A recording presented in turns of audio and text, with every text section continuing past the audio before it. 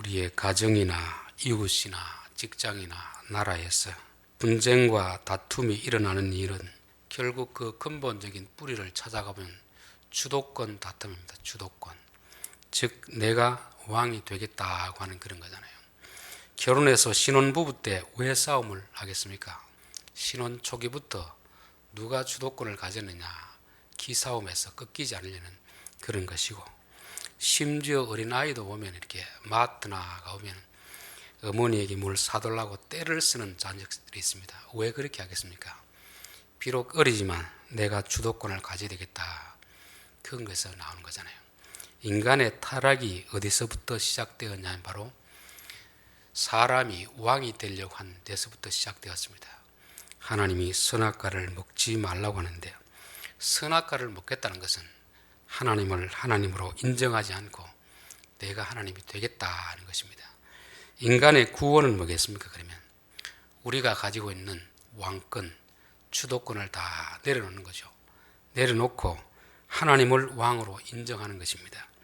요한복음 1장 11절에 보면은 자기 땅에 오매 자기 백성들이 영접하지 아니하였으나 영접하는 자, 곧 그 이름을 믿는 자들에게는 하나님의 자녀가 되는 권세를 주셨으니, 이것은 예수님이 자기 땅에, 그 땅에 왕으로 왔는데 그 백성들이 예수님을 왕으로 인정하지 않고 죽여버렸습니다.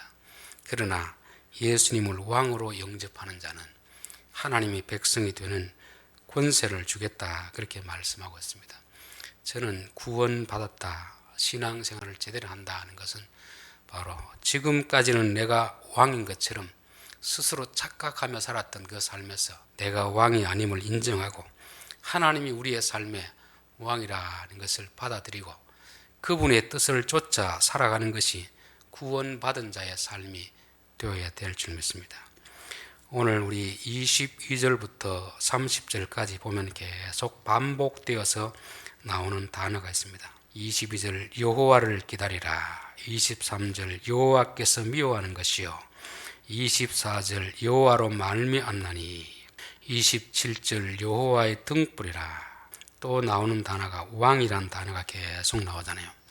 즉 여호와 하나님이 왕이라는 것입니다. 그래서 지혜로운 자는 여호와 하나님을 왕으로 인정하고 사는 자는 지혜로운 자이고, 어리석은 자는 하나님을 왕으로 인정하지 않고 자기를 왕으로 생각하는 그런 사람을 어리석은 삶이라, 그렇게 성경 특별히 잠언은 말씀하고 있습니다. 자, 22절 너는 악을 갚겠다 말하지 말고 여호와를 기다리라, 그가 너를 구원하시리라. 즉 하나님을 하나님으로 인정하라 하는 거잖아요. 우리가 보통 하나님이 우리에게 복을 주실 때, 우리에게 잘해 주실 때는 하나님을 하나님으로 인정하기가 쉽습니다. 문제는 하나님이 우리를 도와주지 않는 것 같은 그런 상황이 있을 때, 내가 어려움에 처해 있을 때, 악인들 우리를 힘들게 할 때, 그때 우리가 생각하는 하나님은 그들을 단칼에 벌을 줘야 되는데 전혀 하나님이 그 일에 나서지 않는 것입니다. 외면하는 것이고 구경하는 것처럼 보일 때가 있잖아요. 오늘 우리 교동문이 그런 내용 아닙니까? 악을 행하는 자들 때문에 불평하지 말며 불의를 행하는 자들을 시기하지 말지어다.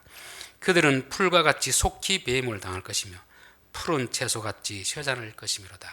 그러니까 우리가 잘 될 때는 하나님을 하나님으로 인정하는 것이 쉽습니다. 그러나 우리가 어려움을 당하는데 하나님이 내가 원하는 방식대로 안 도와줄 때, 그때가 이제 문제입니다.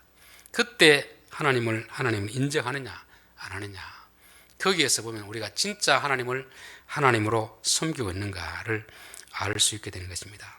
욥기에 보면 이제 하나님 전에 사단이 와서 하나님과 사단이 서로 대화하는 그런 장면이 나옵니다.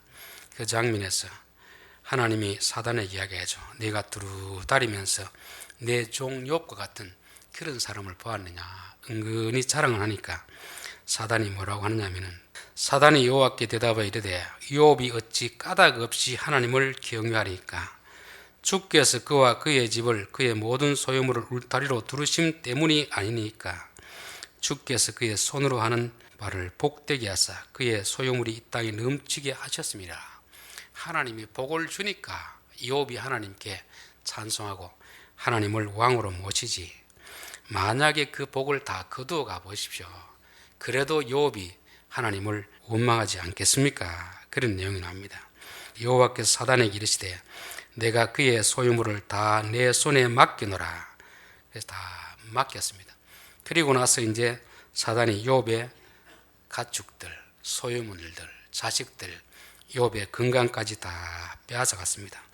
그런데 욥은 하나님을 원망하는 것이 아니고 오히려 하나님을 찬양합니다. 욥기 1장 21절 이르되 내가 모태에서 알몸으로 나와 싸운즉 또한 알몸이 그리로 돌아가올지라. 주신 이도 여호와이시요 거두신 이도 여호와이시오니 여호와의 이름이 찬송을 받으실지니이다 하고, 이 모든 일에 욥이 범죄하지 아니하고 하나님을 향하여 원망하지 아니하니라. 즉 욥의 것을 다 빼앗아 갔을 때도 욥은 하나님을 원망하지 않고 하나님을 하나님으로 인정했다는 것을 말씀하고 있습니다. 오늘 22절 말씀이 바로 그것입니다. 너는 악을 갚겠다 말하지 말라. 특별히 우리가 어떤 사람에게 아주 상처를 받고 내 것을 빼앗기고 그런 힘든 과정을 거칠 때 도대체 하나님 뭐 하시는가? 이분이 정말 나의 왕이 맞는가? 이런 원망하지 말라는 거잖아요. 그때 하나님을 기다리라는 것입니다. 그래서 저는 우리의 믿음은 언제 나타나는가? 평안할 때, 잘 될 때는 나타나지 않습니다. 정말 힘들 때, 하나님이 도와주지 않을 때, 그때 진짜 내가 그 순간에도 하나님을 왕으로 인정하는가? 그게 나타나는 것입니다. 하나님이 우리에게 복 주실 때에는 하나님을 찬양하고 하나님께 경배드리지만 우리 앞에 계속 어려운 일이 닥치고 억울한 일이 우리 앞에 펼쳐짐에도 불구하고 하나님이 가만히 있는 것처럼 느껴질 때, 아무리 기도해도 하나님이 응답이 없을 때, 그때에도 우리가 하나님을 인정하는가? 그것을 우리가 한 번쯤 생각해 볼 필요가 있습니다. 저는 요셉을 보면 그걸 참 느낄 수 있습니다. 요셉은 형들에게 미움을 받아서 노예로 팔려가게 되잖아요. 그리고 또 그 노예 생활하면서 나름대로는 성실하게 열심히 살았는데 그 부인의 유혹을 뿌리쳤습니다. 정말 유혹을 뿌리쳤는데 억울하게도 감옥 갇혔습니다. 그럴 때 요셉은 어떤 마음이 들었겠습니까? 자기는 별로 잘못한 것이 없었는데 하나님은 왜 나에게 안 도와줄까? 이런 원망을 했겠습니까? 그 순간에도 하나님을 인정했겠습니까? 창세기 보면은 요셉이 애굽의 노예로 팔려갔더라 그 말이 있고, 그 바로 다음에 난 말씀이 뭐냐면 여호와께서 요셉과 함께 하심으로, 이런 말씀이 있습니다. 또 감옥에 갇혔으나 여호와께서 요셉과 함께 하셨더라, 이런 말씀이 있습니다. 하나님이 요셉과 함께 하셨다는 것은 이걸 뒤집어서 보면 요셉이 그 순간에도 하나님으로 인정했다는 것을 알 수 있습니다. 왜 그러냐 하면은 창세기 6장 2절에 보면은 하나님의 아들들이 사람의 딸들의 아름다움을 보고 자기들이 좋아하는 모든 여자를 아내로 삼은지라. 여호와께서 이르시되 나의 영이 영원히 사람을 다스리지 아니하리니. 우리 한글 성경 번역에는 함께하지 아니하리니 이렇게 됐습니다. 원문을 보도록 보면 내가 그들을 통치하지 아니하리니 이는 그들이 육체가 되었습니다. 육체가 되었다는 건 무슨 뜻입니까? 더 이상 하나님을 인정하지 않고 자기 마음대로 자기가 주인 행세를 하겠다는 것입니다. 그러니까 하나님은 하나님을 왕으로 인정하지 않는 자들에게 구걸하지 않습니다. 하나님을 인정하면 왕으로서의 지켜주시고 보호하시는 그런 역할을 감당하지만 사람이 스스로 왕 노릇하고 자기가 하나님 인정하지 않으면 하나님은 그들을 떠나버리시는 것입니다. 그래서 교회 안에도 분쟁이 일어나는 것은 왜 일어나겠습니까? 각자 다 자기가 왕이라고 생각하잖아요. 하나님을 왕으로 인정할 때 하나님이 그들 위해 통치하는 거지, 하나님을 인정하지 않고 자기들이 왕 노릇하려고 하는데 하나님은 그 자리에 역사하지 않는 것입니다. 그래서 로마서 12장 19절에도 내 사랑하는 자들아 너희가 친히 원수를 갚지 말고 하나님의 진노하심에 맡기라. 그래서 저는 특별히 우리가 살아가면서 억울한 일을 당했을 때 내 마음속에서 내가 복수하고 싶은 마음이 이만큼 올라가더라도 내가 왕이 아니지 하나님은 왕이신데 하나님의 통치를 기다리자, 그 생각을 가지고 기다려야 될 줄 믿습니다. 그래서 우리의 현실에는 참으로 악한 자들이 잘 되는 그런 광경을 볼 때가 있잖아요. 의로운 자들은 핍박을 당하는 그런 광경을 볼 때가 있습니다. 그것은 하나님이 계시지 않는 것이 아니고 사람들이 사단의 종노릇하기 때문에 그렇습니다. 하나님이 그들을 심판하시면 될 텐데 심판하지 않는 이유는 뭐겠습니까? 때를 기다리고 또 한편으로는 그 사단의 악한 사람들의 악을 이용하십니다. 무엇에 이용하겠습니까? 성도들의 믿음을 테스트하는 데 이용하시는 것입니다. 너희들이 이런 상황 가운데서도 나를 왕으로 인정하느냐 하지 않느냐, 그걸 보는 것입니다. 근데 많은 경우는 사실 이런 경우가 어떻게 됩니까? 우리가 억울한 일을 당하면 하나님 앞에 호소하고 하나님의 처분을 기다립니까? 성급하게 우리가 가서 그 문제를 해결하려고 합니까? 우리 스스로 해결하려고 할 때가 많이 있습니다. 그게 바로 어리석음입니다. 그래서 오늘 보면 너는 악을 갚겠다 말하지 말고 여호와를 기다리라. 그가 너를 구원해 주시리라. 그분이 우리에게 악을 행한 자들을 심판하시고 우리의 억울함을 풀어주시겠다 하는 것입니다. 물론 시간적 간격은 좀 있겠죠. 그러나 하나님께서 반드시 우리의 원수를 갚아주니까 우리가 억울한 일, 참 기도해도 하나님의 응답이 없을 때 우리가 섣불리 너무 성급하게 내 스스로 해결하려고 하지 말고 하나님이 우리의 왕이 되시니까 하나님이 다스려 주십시오. 그런 기도를 해야 될 줄 믿습니다. 자, 23절 한결 같지 않는 저울 주는 여호와께서 미워하시는 것이요 속이는 저울은 좋지 못한 것이니라. 외전에 그 장사하는 사람들은 저울을 가지고 장난질 그렇죠. 이렇게 하는 이유가 뭐겠습니까? 더 많은 이윤을 남기기 위해서 그렇죠. 장사하는 사람이 정당한 이윤을 남기는 거야. 그것은 나쁜 것이 아닙니다. 수고한 대가로 남기는 것인데 문제는 속여서 더 많은 이득을 취하려고 하는 것이 이게 악한 것이잖아요. 이들은 왜 이렇게 하겠습니까? 남을 속여서라도 돈을 더 많이 벌고 싶은 이유는 뭐겠습니까? 그들에게 돈이 주인이기 때문에 그렇게 하는 것입니다. 그래서 마태복음 6장에 보면 너희가 하나님과 재물을 겸하여 섬길 수가 없느니라. 하나님을 섬기든지 돈을 섬기든지 둘 중 하나입니다.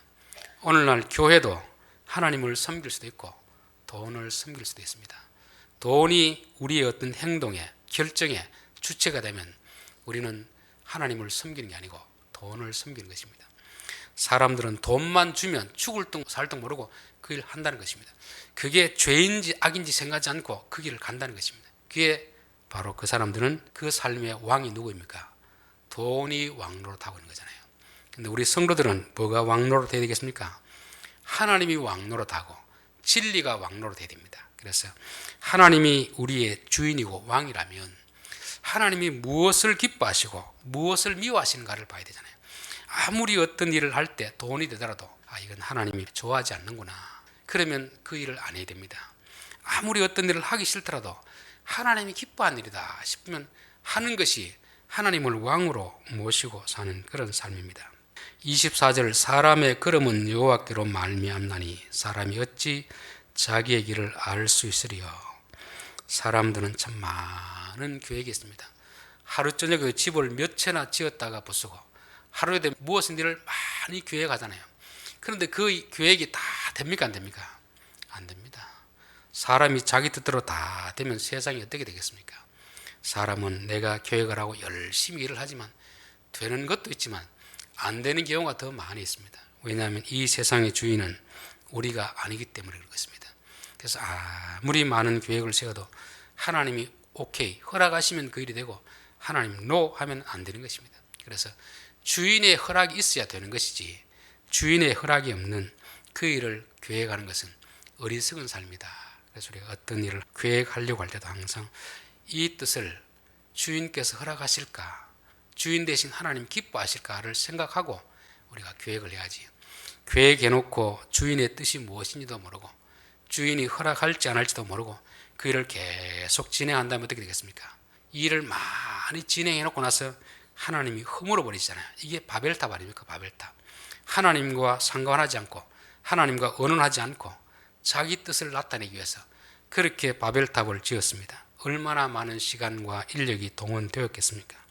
하나님이 결론적으로 NO 하니까 그 모든 수고가 헛수고로 되는 것입니다. 그래서 저는 우리가 어떤 일을 계획하는 건 좋은데 반드시 점검해야 되는 것이 이 계획을 하나님께서 들어주시는가 안 들어주시는가, 하나님이 기뻐하시는가 기뻐하지 않는가, 그것을 생각해야 됩니다.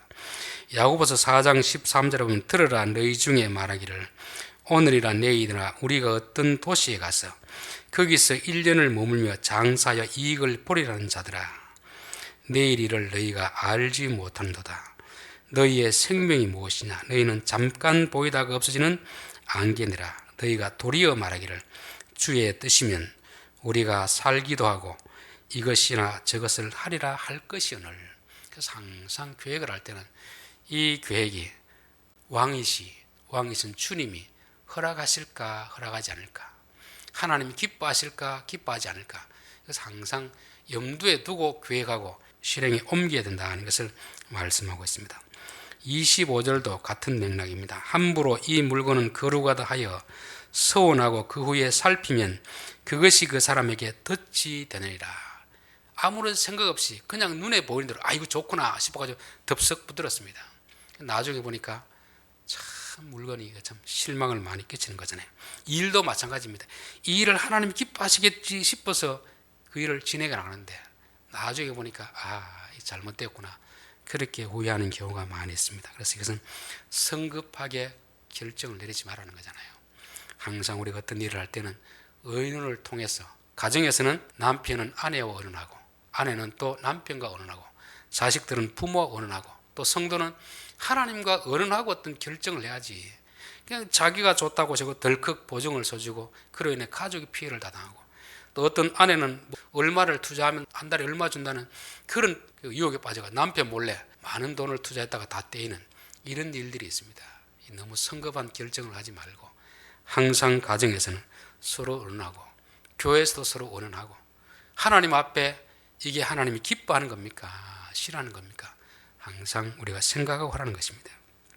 로마서 12장 2절에 보면 너희는 이 세대를 본받지 말고 오직 마음을 새롭게 함으로 변화를 받아 하나님이 무엇을 선하시기겠는가, 무엇을 기뻐하시는가, 무엇을 온전히 여기는가, 그 하나님의 뜻을 분별하도록 하라. 그래서 우리의 계획은 많을지라도 너무 성급하게 결정하지 말고 사람들과도 의논하고 하나님과도 의논하고, 하나님이 이게 악하다고 하면은 아무리 좋은 것이라도 안 해야 됩니다. 하나님이 좋다고 하면 아무리 하기 싫어도 해야 됩니다. 그래서 하나님이 기뻐하는 일이라면 우리가 하고, 하나님이 싫어하는 일이라 싶으면 안 하는 것이 이게 지혜로운 자의 삶이라 그렇게 말씀합니다. 26절 지혜로운 왕은 악인들을 키즈라며 타작하는 바퀴를 그들 위에 굴리느니라 되었습니다. 여기서 지혜로운 왕이 있으면 어떤 왕도 있겠습니까? 어리석은 왕도 있겠죠. 이 권력을 가진 자들, 지도자들이 하나님의 통치를 따르면 지혜로운 왕이 됩니다. 그러나 자기 생각대로 하면 어리석은 왕이 되는 것입니다. 지혜로운 왕은 어떻게 합니까? 악인들을 벌하고 심판하는 왕이 지혜로운 왕이고, 어리석은 왕들은 어떤 왕들이겠습니까? 악인들을 벌하지 못하는 것이잖아요. 악인들의 악을 용납하는 거잖아요. 왜 악을 용납하겠습니까? 여러분, 죄를 짓는 사람은 분명히 어떤 돈이라든지 자기 이득이 있기 때문에 죄를 짓습니다. 그러나 죄를 지으면 그에 따른 벌이 있겠죠, 벌. 그렇기 때문에 악인들은 그 죄를 지어서 얻는 이득을 자기 혼자서 차지하지 않습니다. 그 이득을 누구와 나누겠습니까? 왕과 나누는 거죠, 왕. 적어도 권력 있는 자들에게 나누는 것입니다. 왜냐하면 그래야 나중에 심판받을 때 그 뇌물, 그 돈이 그를 지켜줄 것으로 믿기 때문에 그렇습니다. 그래서 왕이 되어도 악인들을 심판하지 못한다는 것은 바로 그들이 뇌물을 받았기 때문에 그렇습니다. 악한 자들은 그냥 악한 것이 아니고 간교한 자들입니다. 악을 행할 때 자기만 이득을 취하지 않습니다. 적어도 자기 위에 있는, 자기를 벌할 수 있는 자들에게 다 뇌물을 주는 것입니다. 그런데 어리석은 왕들은 그게 뇌물인지 모르고 덥석 받았다가 악인들의 악이 드러나도 심판하지 못하는 것입니다. 오늘날 이 악이 있음에도 불구하고 왜 사람들을 벌하지 못하겠습니까? 그 위에 있는 사람들이 어리석음으로 다 뇌물을 받았기 때문에 그런 것입니다. 지혜로운 왕은 그런 뇌물이 들어올 때, 이게 나의 덫이 되겠구나 알고 거절하면 그 다음에 악이 드러났을 때 심판할 수 있는 것입니다. 그래서 세상의 악함을 보고 나서 하나님을 원망할 것이 아니고 인간의 타락을 우리가 돌아봐야 되고, 또 벌하지 못한 그 어리석은 지도자들을 우리가 생각해 봐야 되는 것을 말씀하고 있습니다. 자, 27절 사람의 영혼은 여호와의 등불이라 사람의 깊은 속을 살피느니라. 여기서 영혼이라는 말은 네샤마라는 말인데 바람, 호흡 그런 용어입니다. 이와 똑같은 단어가 창세기 2장 7절에 쓰였습니다. 여호와 하나님이 땅의 흙으로 사람을 지으시고 생기를 그 코에 불어넣으시니 사람이 생명이 된지라 되었습니다. 사람이 호흡을 하지 않으면 어떻게 되겠습니까? 숨이 끊어지면 그 사람은 죽습니다. 그래서 우리 코를 통해서 바깥의 공기를 계속 들이쉬고 내뱉고 이럴 때 사람이 살아가는 거잖아요. 그러면 우리 인간의 영혼이라는 것도 하나님의 생기를 계속 받아들여야 됩니다. 그래서 영이라는 말은 하나님의 호흡을 받아들이는 그 통로고 기관입니다. 그런데 그 통로를 받아들이지 않는 사람은 영적으로 죽은 자라 그렇게 말씀하고 있습니다. 영혼이 살아있다는 것은, 영이 살아있다는 것은 이 목숨이 살아있다는 게 아니고 하나님의 생기를, 하나님의 진리를 계속 받아들이는 사람은 살아있는 사람이고 받아들이지 못하는 사람은 죽은 사람입니다. 진리가 우리 속에 들어오면 그게 빛이 되기 때문에 우리를 밝히 보게 하잖아요. 그러면 우리가 이런 밝히 보면 이게 죄인지 악인지 이게 뇌물인지 선물인지 구별하게 되는 것입니다. 이게 구별을 못하면 이는 어리석은 자리에 빠지게 되는 거잖아요. 그래서 사람의 영혼은 여호와의 등불이라 사람의 깊은 속을 살피느니라. 그래서 히브리서 4장에 보면 하나님의 말씀은 살았고 운동력이 있어 홍과 영과 골수와 관절을 찔러 쪼개서 그 안에 있던 것을 속속들이 다 드러내게 한다는 거잖아요. 그래서 진리의 말씀이 우리 속에 들리면 우리 안에는 우리 자신을 확실하게 볼 수 있습니다. 불이 없으면 캄캄하기 때문에 죄를 지으면서도 죄인 줄 모르는 그런 삶을 살아가지만 우리에게 영혼이 살아있으면 우리의 마음으로 진리의 말씀이 들어올 때 그 말씀이 등불이 되어서 우리 안에 있는 문제점이 무엇인지 우리 안에 있는 죄가 무엇인지 포기함으로 인해서 구원에 이르게 하시는다는 것을 말씀하고 있습니다. 28절 왕은 인자와 진리로 스스로 보호하고 그의 왕위도 인자함으로 말미암아 견고하니라. 이 말씀이 우리 잠언 3장 3절에 드셨습니다. 인자와 진리가 내게서 떠나지 말게 하고 그것을 내 목에 매며 내 마음판에 새기라. 이 인자라는 말은 쉽게 말하면 자비, 사랑을 말합니다. 여기 진리라는 말은 법을 말합니다. 법. 그러니까 사랑과 법, 이 두 가지를 항상 가지고 있으라는 말이잖아요. 왕은 이 두 가지 잣대를 가지고 통치를 해야 되는 것입니다. 이 두 가지는 꼭 필요한 것인데 어느 하나에 치우치면 안 되는 거죠. 너무 사랑만 강조해서도 안 되고 너무 법만 강조도 안 되고 이 두 가지가 항상 갖추어져 있어야 되는 것입니다. 보통 사람들은 한쪽으로 치우치기 쉽잖아요. 마음씨 좋은 사람은 자식들이 죄를 지어도 계속 사랑으로 덮어주는 경우가 있습니다. 이게 자식을 망치는 거잖아요. 그렇죠? 또 어떤 사람은 법을 따지는 사람이 있습니다. 법만 따지면 사람이 너무 살벌하기 때문에 그 사람 곁에 다 떠나버리게 되는 것입니다. 그래서 항상 이 인자와 진리를 가지고 다스려야 된다. 더 중요한 건 순서가 뭐가 더 중요합니까? 인자가 먼저고 그 다음에 진리가 와야 됩니다. 법이 먼저 오면 사람이 안 됩니다. 항상 법을 집행할 때는 사랑으로 집행해야 됩니다. 또 사랑을 행할 때는 법을 따라서 해야 되는 것을 말씀하고 있습니다. 자, 29절 젊은 자의 영화는 그의 힘이요 늙은 자의 아름다움은 그의 백발이니라 되었습니다. 이거는 젊은 자와 늙은 자, 나이 든 사람의 영광스러움이 서로 다르다는 거잖아요. 젊을 때는 몸을 기르고 힘을 길러서 힘이 자기에게 어떤 멋있는 것이 되지만 나이가 들었음에도 불구하고 나이가 한 7, 80대였는데 막 몸짱으로 나오면 사람들이 뭐라고 하겠습니까? 좋게 보겠습니까? 나쁘게 보겠습니까? 사람은 자기 나이에 걸맞는 행동을 해야 됩니다. 어린아이는 어린아이답게 행동하고 어른은 어른답게 행동해야 되는데 어린아이가 너무 어른처럼 행동하면 걸망스럽다 하잖아요. 그렇죠? 또 어른임에도 불구하고 어린아이처럼 행동하면 철이 없다고 하잖아요. 사람들은 나이에 맞는 행동이 그 사람의 영광이다. 그렇게 말씀하고 있습니다. 신분에 맞는 행동을 해야 됩니다. 내가 지도자일 때와 백성일 때는 행동이 달라야 되잖아요. 회사에서 내가 직원으로 있을 때와 사장이 되었을 때는 행동이 달라야 됩니다. 그렇기 때문에 항상 내가 서 있는 위치가 어디인가, 내 위치와 신분과 나이에 맞는 행동을 하고 있는가를 한번 좀 생각해 봐야 됩니다. 또 예수 믿는 사람은 하나님의 백성의 신분이 있잖아요. 그 백성에 맞는 행동을 해야 되는 것입니다. 내가 하고 싶은 어떤 행동이 있더라도 이게 내 신분에 걸맞는 행동인가 항상 생각해보고 이렇게 하면 내 직분에 맞지 않는구나 생각이 됩니다. 그럴 때는 항상 내가 하고 싶은 대로 말하고 내가 하고 싶은 대로 행동하는 게 아니고 지금 내 나이에 맞는 행동, 내 직분에 맞는 행동, 내 지위에 맞는 행동하는 것이 가장 아름답다 그렇게 말씀하는 것입니다. 30절 상하게 때리는 것이 악을 없이 하나니 매는 사람 속에 깊이 들어가느니라. 이거는 폭행을 조장하는 그런 말씀이 아닙니다. 인간의 악함을 말씀하고 있습니다. 우리 세계 역사를 보면 중세에서 근대로 넘어오고 근대에서 현대로 넘어올 때 중요한 어떤 기준이 뭐냐면은 신본주의 사상에서 인본주의로 넘어오는 것입니다. 그러면서 계몽주의가 되잖아요. 계몽주의. 결국 뭐냐면 하나님은 필요 없고 인간이 최고다는 거잖아요. 그래서 사람들이 교육을 시키면 사람들이 변화될 줄 알았습니다. 그런데 교육을 실컷 시키긴 한데 1차 세계대전, 2차 세계대전이 일어났습니다. 그걸 보면서 교육하는 자들이 한계에 다다랐습니다. 예전에는 잘 몰라서 사람들이 이렇게 죄를 지른다 생각했는데 많이 가르치면 사람이 더 선해질 줄 알았는데 그렇지 않더라는 것입니다. 물론 몰라서 잘못할 때도 있습니다. 알면 선해질 수도 있습니다. 그러나 인간의 본성은 교육을 통해서 터지지 않습니다. 저는 군대에서 이걸 철저하게 느꼈는데 참 내 선임 중에서도 정말 힘들게 하는 사람이 있으면 그 사람이 시키면 말을 짝깍짝깍 잘 듣습니다. 내게 잘해주는 사람은 말을 잘 안 듣게 되더라고요. 이게 타락한 인간의 본성이 아닌가 그런 생각이 듭니다. 사람에게 자유를 주면 그 자유를 가지고 선을 행할 것 같지만 그 자유를 가지고 악을 행하는 것도 이 타락한 인간의 마음입니다.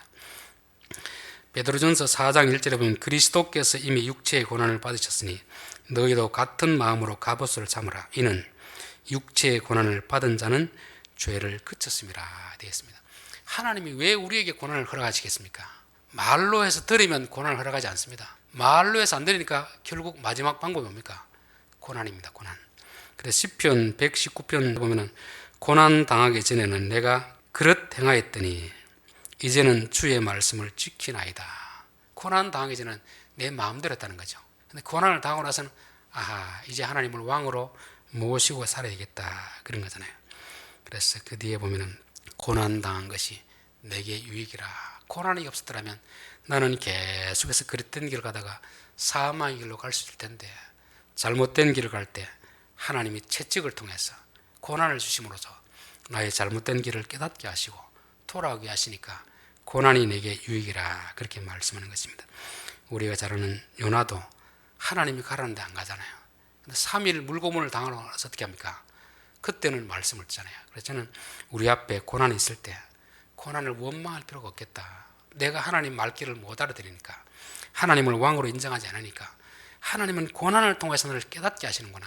그래서 고난 당한 것이 내게 유익이라 그런 고백을 할 수 있어야 될 줄 믿습니다. 자, 오늘 이 본문의 주제는 우리가 왕으로 잡아봤습니다. 하나님을 왕으로 인정하는 자는 지혜로운 자요. 하나님을 왕으로 인정하지 않고 자기가 주인이 되려고 하는 사람들은 어리석은 사람입니다. 그 첫 번째가 뭐였습니까? 악을 갚겠다 말하지 말라. 악을 갚겠다 말하지 말라. 악인들이 잘 되는 것 같은 것은 하나님이 잠깐 허용해 두신 것입니다. 뭘 하기 위해서? 성도들에게 테스트하기 위해서. 욥을 테스트했듯이 우리에게 어려움을 가했을 때도 그때에도 하나님 인정하는가를 테스트하는 것입니다. 그래서 우리에게 억울한 일이 있을 때 내가 스스로 복수하려고 하지 말고 우리의 왕이신 하나님이 이 문제를 해결해 주시기를 원합니다. 그래 하나님을 인정할 때 하나님이 해결해 주시리라 믿습니다. 또 살아갈 때 기준이 돈이 아니고 하나님이 되어야 됩니다. 저를 속이고 거짓말하는 이유는 뭐겠습니까? 돈 때문이잖아요. 몇 푼의 이득을 얻기 위해서 그렇잖아요. 그 사람들은 이미 돈이 그들의 삶의 주인 행세를 하고 있습니다. 우리 성도들에게는 진리의 말씀이 우리에게 기준이 되어야 되고 하나님이 왕이 되어야 될 줄 믿습니다. 우리가 많은 계획을 세워도 세상은 우리 뜻대로 되지 않습니다. 그렇기 때문에 계획을 세울 때는 항상 하나님의 선하시고 기뻐하시고 온전하신 뜻이 무엇인지 분별하도록 하라. 그래서 항상 하나님의 뜻에 맞추어서 우리의 계획을 세우면 우리가 헛수고를 하지 않고 하나님의 뜻과 상관없는 계획을 세워서 바벨탑을 쌓으면 아무리 높이 쌓아도 한순간에 다 무너지기 때문에 우리의 수고가 헛되게 된다는 것입니다. 너무 성급하게 결정하지 말라는 말도 똑같은 말씀이죠. 지혜로운 왕은 악을 심판한다. 저는 그래서 우리나라에 있는 권력자들, 검사들, 재판관들 이들이 지혜로운 자가 되어야 되겠다 싶습니다. 왜냐하면 이들이 어리석은 자가 되면 악한 자를 보고도 재판하지 못합니다. 왜? 뇌물을 받았기 때문에 그렇잖아요. 그들에게 돈이 주인이 아니라 하나님이 주인이 되고 진리가 주인이 되고 법이 주인이 되면 진짜 지혜로운 왕이 되어서 악한 자들을 심판할 수 있습니다. 사람의 영혼의 기능은 여호와의 등불이라. 우리의 영혼은 하나님과 교통하는 채널입니다. 채널. 이 코를 통해서 공기가 우리 속에 들어올 때 살 수 있듯이 우리의 영혼을 통해서 하나님의 진리의 말씀이 들어와야 우리는 살 수 있게 되는 것입니다. 지혜로운 왕은 인자와 진리로 다스린다. 그러니까 항상 이 두 가지를 같이 사용하죠. 어느 한쪽만 가지면 사람이 치우치게 되는 것입니다. 우리의 영화라는 것은 젊을 때와 나이 들었을 때가 다르다는 거잖아요. 항상 우리의 나이에 맞는 행동, 우리의 직분에 맞는 행동을 해야지 거기에 걸맞지 않은 행동을 하는 것은 맞지 않습니다. 어린아이가 어른처럼 행세하는 것도 맞지 않고 어른이 철없이 아이처럼 행동하는 것도 맞지 않습니다. 하나님 내 나이에 맞는, 내 직분에 맞는, 내 신분에 맞는 행동을 하기에 앞서서 특별히 예수 믿는 사람들은 구별된 백성들 아닙니까?